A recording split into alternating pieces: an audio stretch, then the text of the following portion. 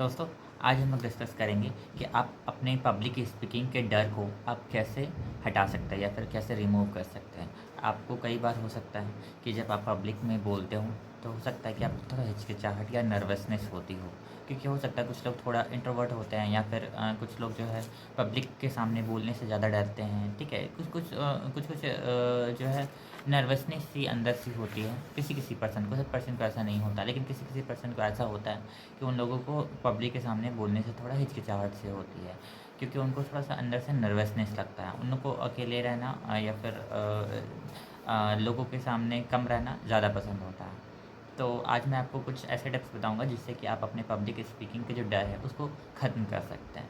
तो मैं point wise आज आपको 6 तरीके बताऊंगा जिससे कि आप अपने डर को ख़त्म कर सकते हैं। तो शुरू करते हैं। सबसे पहला है, आपको स्मॉल ग्रुप से स्टार्ट करना है। सबसे पहला नंबर यही है। ठीक है, तो अगर आपको कैसे आप जो है अपने पब्लिक स्पीकिंग के जो नर्वसनेस के अंदर जो डर बैठा हुआ है, जो आप जब लोगों के ग्रुप में बैठते हैं तो ठीक है, तो उस डर को ख़त्म करने के लिए तो सबसे पहले आपको शुरुआत करना पड़ेगा। लेकिन क्या होता है ना कि लोग अचानक से जो है एक साथ पूरे जब बहुत ज़्यादा ग्रुप में नंबर्स ऑफ़ पीपल होते हैं तो उन लोग घबरा जाते हैं। तो अगर उस वो जो तुरंत जो घबराहट होता है उसको एक दिन में अडॉप्ट नहीं किया जा सकता है, उस डर को एक दिन में ख़त्म नहीं किया जा सकता है। उसके लिए जो है टाइम लगता है, और उस टाइम को देने के लिए ठीक है आपको थोड़ा थोड़ा करके ही आप जो है स्टेप वाइज जो है आप बढ़ सकते हैं। ठीक है, तो आपको स्टेप वाइज सबसे पहले क्या करना है ना, एक छोटे नंबर ऑफ़ पीपल से शुरुआत करना है। ठीक है, यानी कि आप थोड़ा कम लोगों के ग्रुप में आप पहले शुरुआत कीजिए बात करना, फिर उसको धीरे धीरे उसको इंक्रीज़ कीजिए। ठीक है, आप पहले 5 लोगों से बात कीजिए। ठीक है, एक समय पे, फिर उसको धीरे धीरे बढ़ा के 10 लोगों के बीच में बात कीजिए, फिर उसके बाद 20, फिर 100। ठीक है, तो अब जब इस तरह से पब्लिक स्पीकिंग करेंगे, ठीक है, धीरे धीरे अपने पब्लिक स्पीकिंग को जब नंबर ऑफ़ पीपल जो आपको ऑडियंस है उनको ज़्यादा बढ़ाते जाएंगे, ठीक है, धीरे धीरे करके, तो इससे आपका जो है धीरे धीरे कॉन्फिडेंस बन जाएगा कि आप इतने सारे लोगों के सामने बात कर सकते हैं, और इससे आपका धीरे धीरे आपका जो पब्लिक स्पीकिंग का डर है, नर्वसनेस है, वो आपका ख़त्म होगा। तो सबसे पहला स्टेप यही है कि आप अपने ऑडियंस को धीरे धीरे बढ़ाएं। ठीक है, पहले शुरुआत करें छोटे नंबर ऑफ़ पीपल से, ठीक है, और उसके बाद धीरे धीरे उससे बढ़ाएं। तो ये था आपका पहला टिप। नेक्स्ट है, प्रैक्टिस मोर एंड मोर। दोस्तों, क्या होता है ना कि अगर आपको बहुत ज़्यादा नर्वसनेस है तो सबसे पहले आप क्या कर सकते हैं ना कि आप एक मिरर लीजिए, उसमें आप मिरर के सामने खड़े होकर आप बोलिए। तो जब आप बोलेंगे ना तो आपको पता चलेगा कि आप कहाँ मिस्टेक कर रहे हैं, आपको कहाँ उस मिस्टेक को पे वर्क करने की ज़रूरत है, और आप कैसे अपने जो है कम्युनिकेशन को उसको इम्प्रूव कर सकते हैं, फिर कहाँ आप अटक रहे हैं, आप कहाँ नर्वस हो रहे हैं, आपका फेशियल एक्सप्रेशन कैसा है। तो ये सब जो गलतियाँ आप कर रहे हैं वो आपको मिरर में तुरंत झलक जाएगा। तो आप मिरर के सामने या फिर कैमरा जो होता है मोबाइल का कैमरा, उसके सामने बैठ के आप वर्क कीजिए।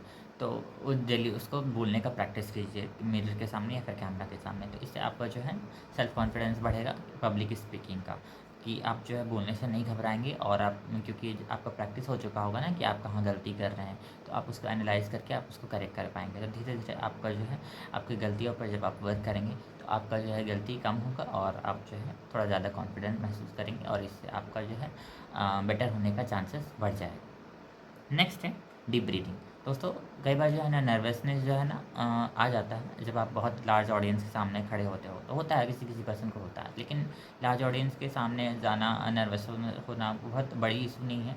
ठीक है, ये कॉमनली बहुत लोगों को होता है। तो इसको कम करने के लिए एक सबसे बड़ा ट्रिक है कि आप डीप ब्रीदिंग कर सकते हैं। दोस्तों, आप कॉन्स्टेंटली रेगुलर बेसिस पे डीप ब्रीदिंग किया कीजिए। इससे क्या होता है ना कि आपका स्ट्रेस कम होता है और नर्वसनेस भी कम होता है। तो आप डीप ब्रीदिंग को रेगुलर बेसिस पे फॉलो कीजिए, इससे आपका जो है नर्वसनेस और डर जो आपके अंदर बैठा हुआ है वो पब्लिक स्पीकिंग से रिलेटेड भी कम होगा। वो तो अलग है कि आपको इमोशनल स्ट्रेस होता है अंदर से कुछ अदर मैटर्स की वजह से, इशू की वजह से, वो भी है, लेकिन ऐसे पब्लिक स्पीकिंग का डर जो है वो भी डीप ब्रीदिंग के साथ कम हो सकता है। तो ये था आपका थर्ड टिप।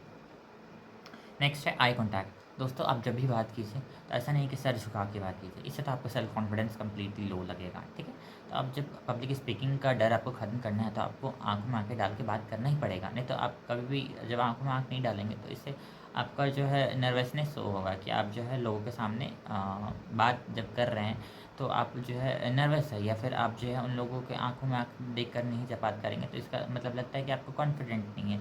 ठीक है, आपको कॉन्फिडेंस नहीं है, तो ये जो है आपके वीकनेस का साइन है, ठीक है। आप जो है आप अपने पर्सनैलिटी को weak as a weak show कर रहे हैं, आपका पर्सनैलिटी वीक है, आपको कॉन्फिडेंस नहीं है अंदर किसी आपको बोलने का लोगों के सामने ये जो है एक स्किल जो है वो आपके पास नहीं है, वो लैक कर रहा है। तो दोस्तों, अगर आपको इससे अच्छा करना है तो इससे आपको आपको आई कांटेक्ट मेंटेन करना ही पड़ेगा। नेक्स्ट है स्लो एंड क्लियर टॉक। दोस्तों, आपको जो है अगर इम्प्रूव करना है, अपने पब्लिक स्पीकिंग के डर को ख़त्म करना है और अपने बोलने के जो डर है उसको ख़त्म करना है और अच्छे से बिना नर्वस हुए बोलना है, ऐसा सीखना है, तो आपको जो है स्लोली बोलना सीखना पड़ेगा, राइट। आपको जल्दी जल्दी जल्दी नहीं बोलना, ठीक है। आपको हड़बड़ी नहीं करना, आपको स्लोली एंड कामली बोलना है, ठीक है। स्लोली कामली, ठीक है। जब आप बोलते हो ना, तो इससे आपका जो है वर्ड्स जो है ऑडियंस, लार्ज ऑडियंस जो है उस ध्यान से सुन पाती है और आपको समझ पाती है। और जब आपको ध्यान से समझती है तो इससे आपका जो है जब आप आई कांटेक्ट मेंटेन किए हुए रहते हो, तो आपको जो है जब ऑडियंस सेटिस्फाइड दिखती है, जब आप उनको समझ में आता है, तो इससे आपको भी लगता है कि हाँ, ऑडियंस मुझे समझ पा रही है, तो आपको थोड़ा कॉन्फिडेंट फील होता है। तो स्लोली और क्लियरली टॉक करना बहुत ज़रूरी है, ताकि ऑडियंस आपको सुने और समझे और आपको जो है एक पॉजिटिव रिएक्शन दे। तो ये हो गया आपका नेक्स्ट पॉइंट, फिफ्थ पॉइंट। तो नेक्स्ट पॉइंट है टॉक ऑडियंस एज फ्रेंड, ठीक है।